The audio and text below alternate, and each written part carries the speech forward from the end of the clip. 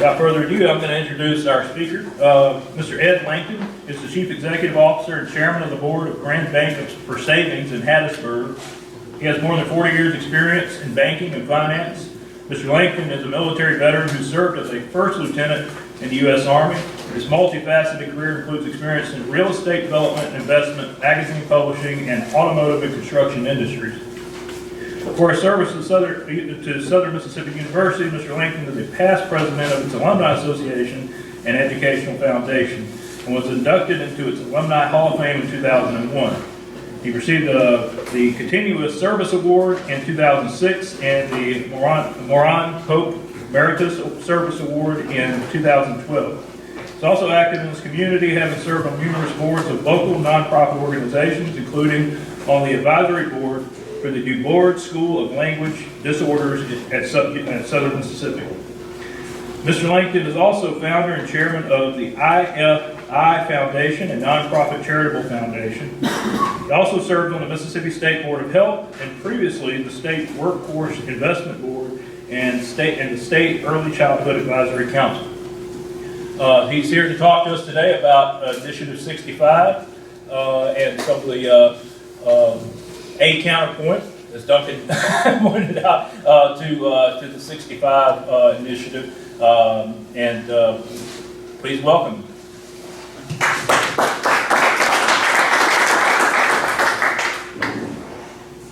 I didn't know they sent you that there. I'm sorry about that. Now, I'll tell you, I'm on the State Health Board, and when this first came up, there's been so much misinformation about this medical marijuana Initiative 65, that's unbelievable. And I got involved with some other members of the board to say, you know, what is this? And we invited the proponents of 65 to come to the health department at a public meeting to give us their take on just what they had. We read Initiative 65 thoroughly and realized this is the worst thing that could possibly happen to Mississippi. And I say that because you'll see in this Who Do You Trust brochure that I gave to you, you've got, and this is growing even this morning, about 3 or 4 more have added to this. These are all health professional organizations, Farm Bureau, State Board of Health, the Realtors Association, County Eye Physician Sheriffs, Chiefs of Police, Board of Nursing, Pine Grove Mental Health, Governor Phil Bryant, current Governor Tate Reeves, Secretary of State Howard Clark, Hattiesburg Clinic Board, it goes on and on. University of Mississippi Medical Center. So what's happened is we've discovered as this has gone on that the proponents have raised $5.2 million. And out of that, over $1.5 million is out-of-state marijuana money. People that, this is all about big marijuana, big business. And if somebody's a proponent, I've gone to a lot of public meetings with the Secretary of State and all. If you want marijuana and you're going to want to smoke it, and you say, I don't care what you say, and the legislature had done it, I want marijuana, then there's nothing I can say here today that will enlighten you or change your mind, because a lot of these folks just don't want to be confused with the facts. So I tell you that all these other organizations came out on their own reading it, and the biggest problem with this, I've never seen anything that's put on the Constitution like this that's a product that they're calling medical marijuana. And I ask you, which of these is medical marijuana?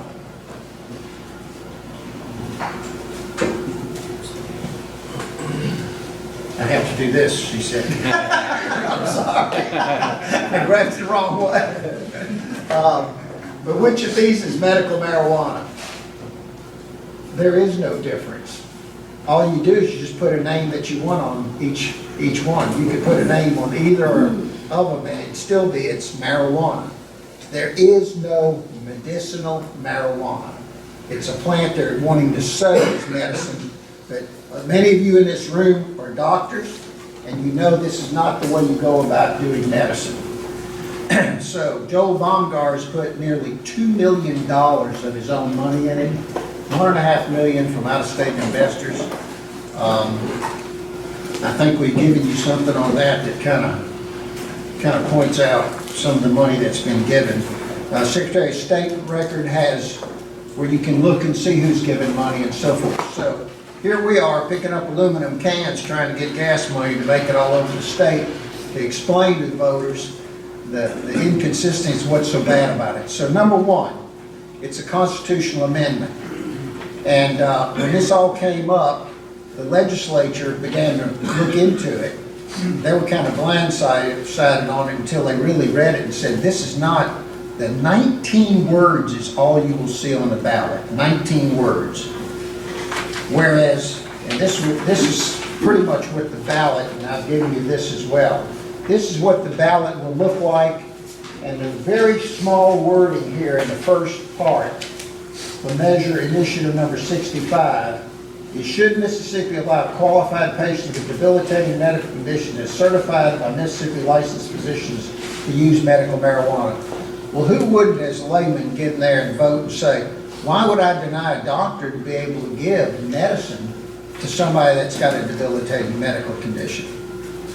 So there's 7 pages that make up Amendment 65. Those 7 pages, the law firm was up the last count, over $500,000 was charged to put this together. 7 pages, divide 7 into $500,000. So it's not a simple little amendment that's innocuous, okay? The petition itself was signed, and that cost $1,136,000 to circulate the petition in the state. That amount of money got 228,000 signatures, but what they don't tell you is only 106,000 were qualified voters. The rest were not voters who signed it. There's been litigation filed this morning or yesterday by Mayor Hawkins in Madison that says this is unconstitutional because of the way this was done. I've said that from the start. Of course, the city has standing to do that. It's going to be interesting how that unfolds. So everyone in any leadership positions, and I will tell you, I mean, I'm not in this for the money, and all these other people that have signed on here that I've shown you about the people who are in all of these professional organizations, they're doing this because they just can read, and they're saying this is absolutely insane what we're doing to the state. So to tell you what's going to be going on, your Second Amendment rights, which I've given you the letter from the Department of Justice that tells you, and have issued this to Michigan saying, let there be no misunderstanding. Just because you get a medical marijuana card doesn't mean that you can continue to keep your concealed carry permit or buy a firearm or possess a firearm. So we have 3 sets of government here is what we've done. Initiative 65, if it passes, God forbid, is an actual government over our state government. The state government is powerless and not able to change anything. It's a constitutional directive given down on the state. You will do what we say that the voters passed in 65. And that's what most people don't understand, is how serious this is by it being a constitutional amendment. The constitutional amendment was, the Constitution was changed in 1992 to allow a citizen initiative. But most of the time it's for other type things. And the Constitution should be for our form of government, to govern as we govern with the legislature, the Senate, and executive branches, just like we do our nation. So just think of the Constitution of the United States, somebody wanted to sell cars and said, I'm going to make a constitutional amendment. You know, I mean, that's how silly it can be. So we've got, if this passes, we've got a government over the state government. But then to even further complicate it, we've got the federal government over that constitutional government that's over the state government. And you can see why the Second Amendment rights, Section 8 housing could be lost if you're using marijuana. Just because it's in the state saying it's legal doesn't mean that you can break federal law. Also, there's a lot of people think it's a get out of jail card. It is not a get out of jail card. I cannot tell you how many people think, well, my cousin's in jail because he's picked up marijuana, but this is not making that go away.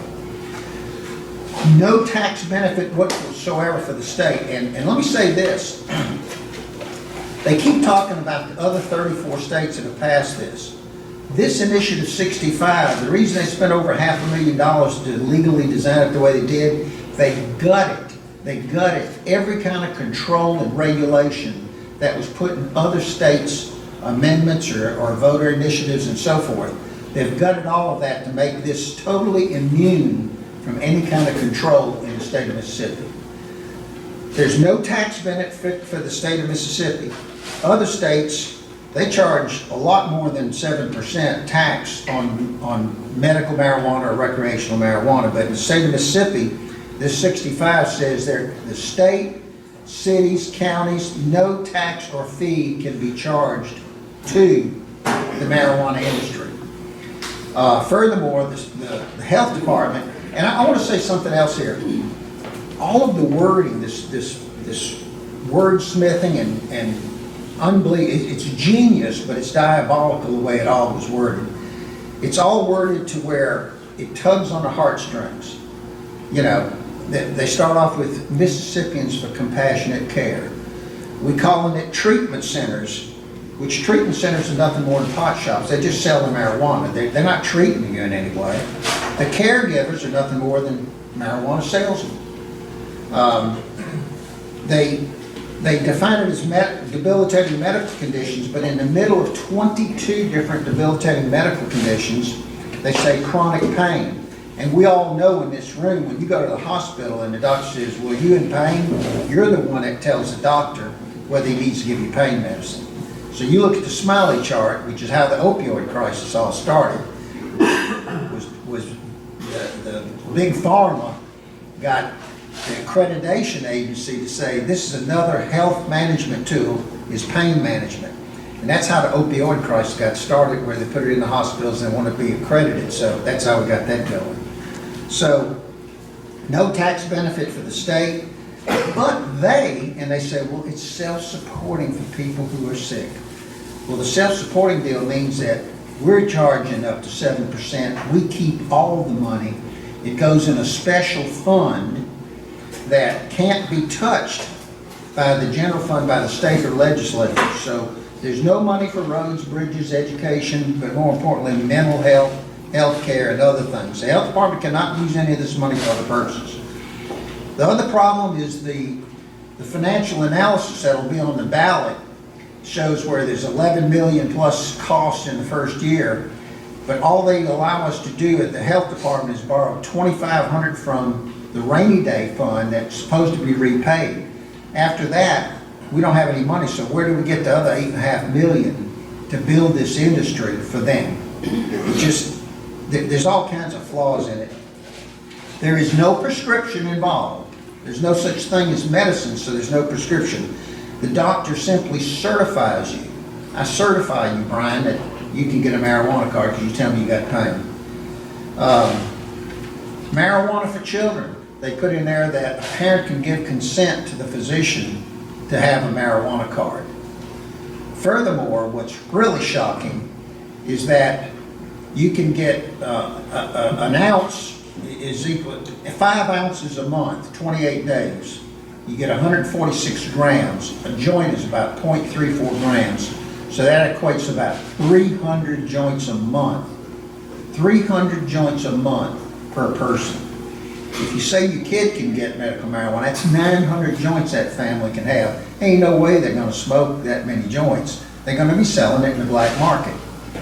People think they can go in with their medical marijuana card and they can put it on their charge card, or they can get Medicare or Medicaid or their health insurance pay for it. It's an illegal Schedule I drug. You can't get reimbursed. It's an all-cash business. I've got here, this just came out to Mississippi Bankers Association, which explains how it is against the law for the banks to take this kind of marijuana money because it's an illegal drug. So this is an all-cash business. It's going to be a black market. There's going to be money laundering. The banks cannot get involved, but even more importantly, if you have a business that services a marijuana business, you're a marijuana-related business. The bank can't take your deposits, cannot bank you. If you had a construction loan for a mall or whatever, and something went in the mall that was marijuana-related, they'd cancel the loan on you. So, I mean, the tentacles of this are so far-reaching and so serious for the citizens of the state of Mississippi, it's unbelievable. They put in here that you can smoke. Am I okay on time? Yeah. You can, I mean, what kind of deal is medicine? They say you can smoke it, you can vape it, you can have gummies, brownies, liquid form, permitted food. So joints, blunts, gummies, brownies, and all with high doses of THC result in harmful health. Schools will be dealing with the harmful effects of this. You're looking at our children getting on marijuana, and it's the worst thing in the world for cognitive development in a child up to age 25, actually. Proximity to schools, I told you about that. It's been 500 feet now from 1,500 feet. Pot shops can go anywhere. That's what they call a treatment center. The definitions in this are unbelievable, how they got around, make you just not even think about the reality of it.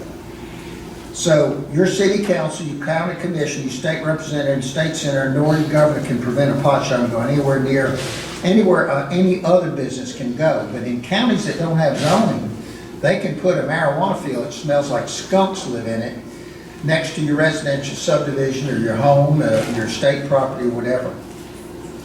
No limit on the grow houses or pot shops.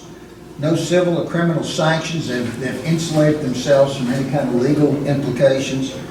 The treatment center officers, owners, and operators can also get marijuana. There's no they don't require accommodation on site. They don't say you can't use it on site. And they finish it. So what I've done here to try to help you be able to see the bullets on this first page, front and back, is kind of what we've been talking about. But when this all began, I personally did this red line here to take. I said, I'm all about being in banking and other things. You know, I always tell everybody in my office, I want the source document. Don't talk about what you think. And we tried to get Joel Bongar, challenged him to have a debate and say, let's get your amendment. Let's sit down and talk about it line item by line item. I'd be glad to let the voters know what the truth is by reading and saying, let them know what it is. So the black text is the 65 amendment. The red explains the complications involved with each of those provisions. So that is a very easy thing for you to read to really understand comprehensively what's going on with that Initiative 65. And you can see their 7 pages are very complex throughout. So then we get to... how can they get this far against federal law? How can they have gotten this far still? You know, I am as shocked and dismayed as you are here today. I really am. I have to pinch myself every day, and if you only knew what I go through going to these public meetings, and I got stoners in the room, they just come out in droves, and some of them were even admitting, yeah, well, I was in jail, and they put me in, took away my property, and I mean, some of these guys say they're doctors, and I mean, I sit there just in utter amazement, you know. And I asked every week, treat glaucoma patients, write prescription for marijuana. I'm saying, huh? Yeah. What's your mind? And as we were talking about earlier today, you know, this is not any cure for anything. It's just, it sedates you. and there's 4 FDA-approved drugs already with CBD oil, Epidiolex, Sesamet, Syndrose, yeah, Sesamet, and Marinol. There are numerous drugs for epilepsy and different things, but they've got people standing up there. That one lady said, my son, he was having seizures. I had to move out of state where I could get medical marijuana. And he's good now and all that. Look, none of the doctors, all of these 34, 35, we're not saying, and plus especially Mississippi MMC, we're the only place in the nation that can grow marijuana for research purposes. Dr. El Soy and Dr. Walker, we grow it at Ole Miss. And, but it's a Schedule 1, like you were just saying, it's Schedule 1, so it needs to be Schedule 2 to where you can do more research. But, lost train of thought to answer your question was, how they get this far with it is they did all this work for a year or two, spent all that money, and then got the signatures, and when it came out, even there were a lot of people in the state who signed up on the steering committee, and they've withdrawn their names now, and said, hey, I didn't know what this was all about. They thought it was this little 19-word, if it's medical and it can help people who are suffering. But it's not been proven, and we do know that the cannabis plant's got, well, actually, there's 500 compounds overall, but in THC and CBD, there are certain compounds, but as in any medicine, just like aspirin, you had to get the willow tree and define what it was in there to get an aspirin that was medical. And this is not medical. I mean, especially the delivery methods, smoking it, vaping it, brownings. So I don't know. I can tell you that it was just a train coming downhill. They had all the momentum. They had all the money. And to look at the donors, it just makes you sick to your stomach to see these are people in the marijuana business outside the state. And then, of course, these people were convincing other people who's tugging on their heartstrings, saying this is going to help so many people with debilitating medical conditions. But the proof is in the pudding. Colorado and Arizona, 93% and 80% chronic pain. Just give me a medical marijuana card because I want to get marijuana. Did that sort of kind of answer your question? I'm as frustrated as you are, and it's just incredible to me that we're on a precipice right now with this that could pass, and it'll ruin our neighborhoods, it'll ruin our schools, it'll just ruin the environment of Mississippi big time.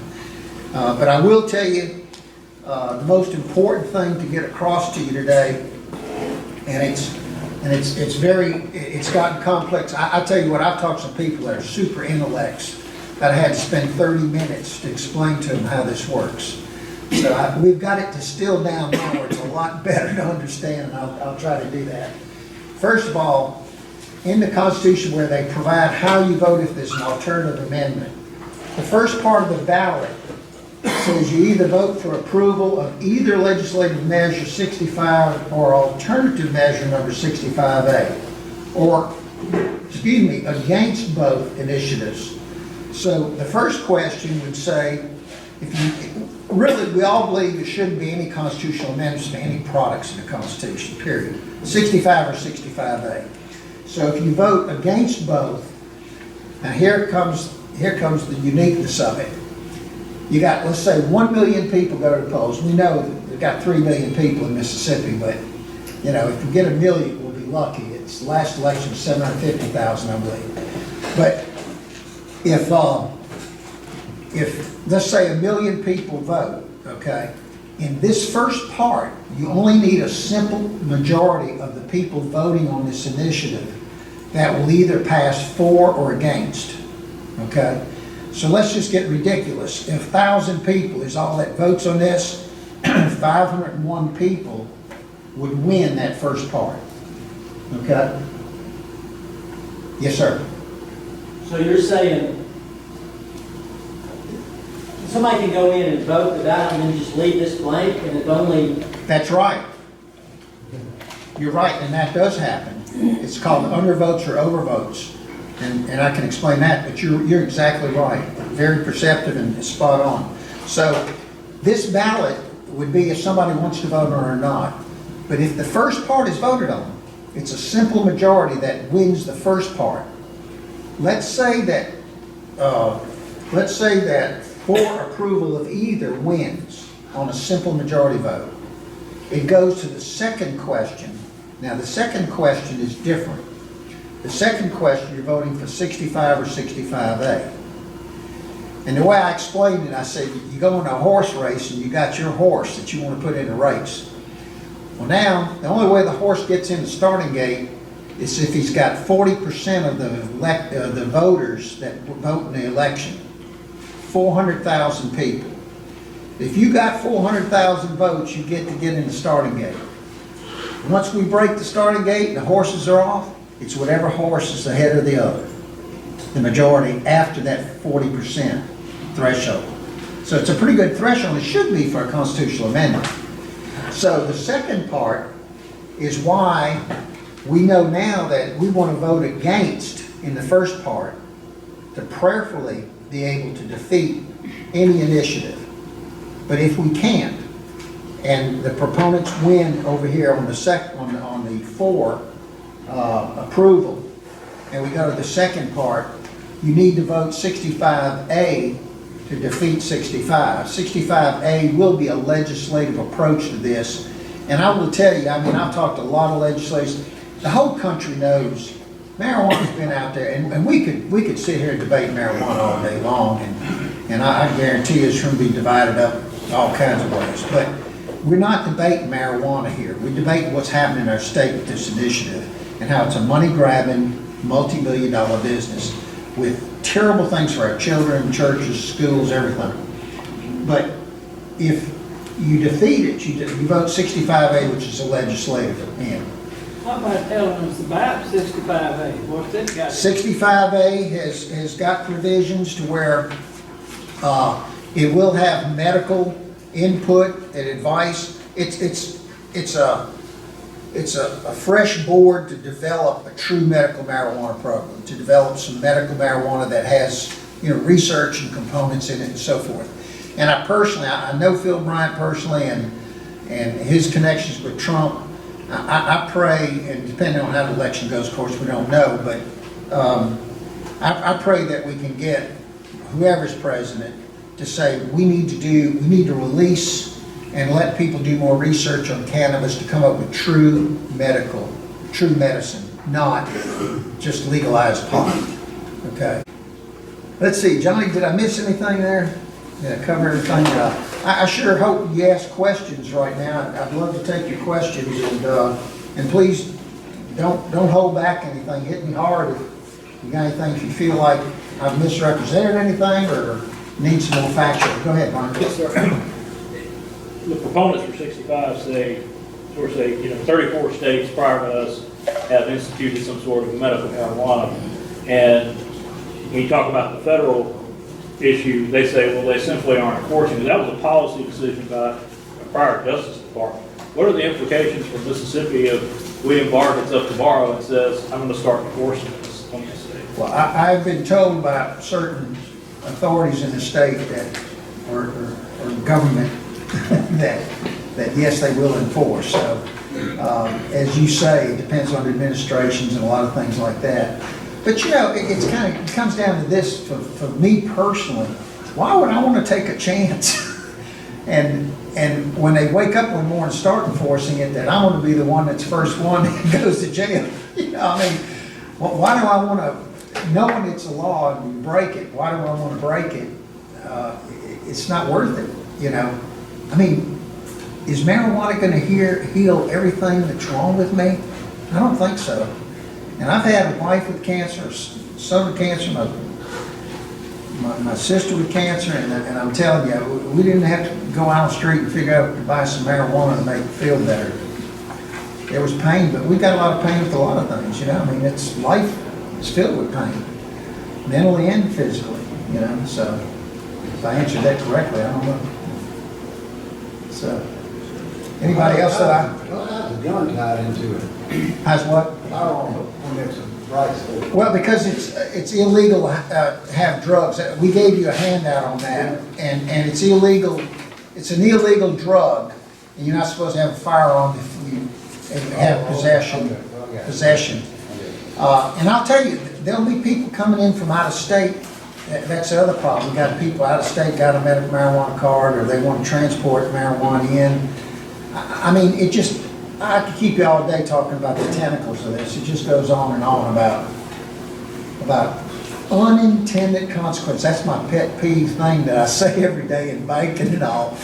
We got more regulations than we've ever seen in our lives being passed every day now. I mean, you just about can't go to the bathroom without a permit. and I mean, it's just gotten unbelievable. I mean, we sit there trying to help people loan money and say, well, you can't do this because of this, and you can't do this because of that.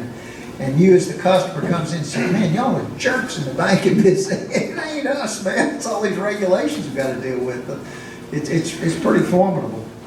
So, anyway. How is Arkansas doing with medical marijuana? They got shot. Yeah, they got shocked. Oklahoma is one, and Arkansas.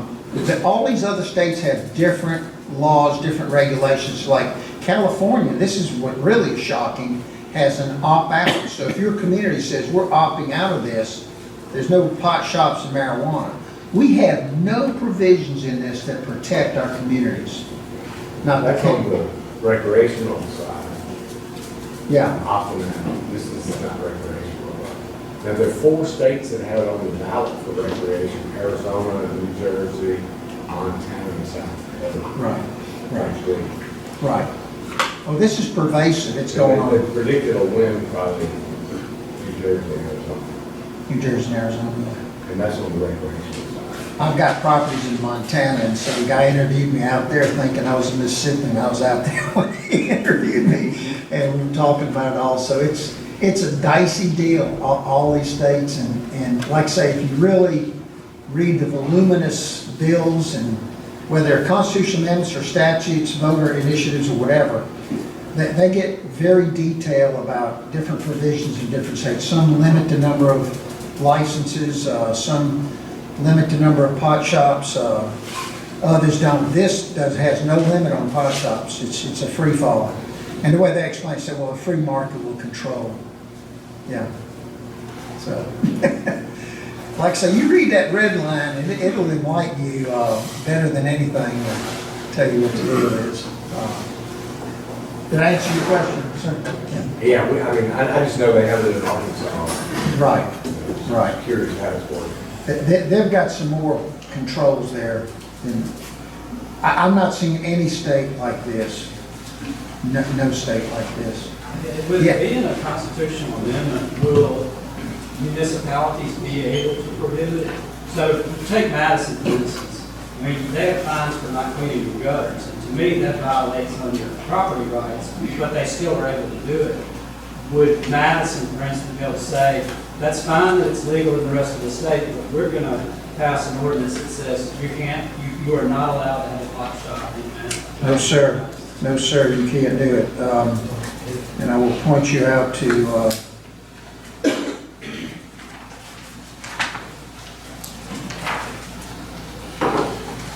Johnny helped me here, but I think there was one. By the way, there's stuff bolded and some things, but here's the zoning provisions shall be no more restricted than those for a licensed retail pharmacy and zoning. Oh, by the way, people think a pharmacy pharmacies can't do this. It's illegal. Zoning provisions applicable to other businesses that fall within the definition of medical marijuana treatment centers shall be no more restrictive than other comparably sized and staffed lawful commercial or industrial businesses. You get commercial and industrial. That means big marijuana storage plants, marijuana fields, seed to sale, totally protected. You cannot do it. The amendment is required to pay for itself, would require no general fund appropriation. Amendment creates 3 separate sources. Let's see, Johnny, where's that provision at? We're looking at there on the, Which one? the one he asked about, that was, The zoning? yeah, the zoning is it, but you cannot fee or tax. The counties and cities and state cannot do anything, and the health, 8.3, section 8.3, all contracts necessary related to operation of medical marijuana treatment centers shall be enforced when rules applicable to other similar business by Department of Revenue shall apply to medical marijuana treatment centers created pursuant to this article, except that the processing and use of medical marijuana shall be exempt from the application of any state and/or local sales tax or other fee other than that authorized by this article. I tell you, they hit it all in what they wrote up. It's pretty scary.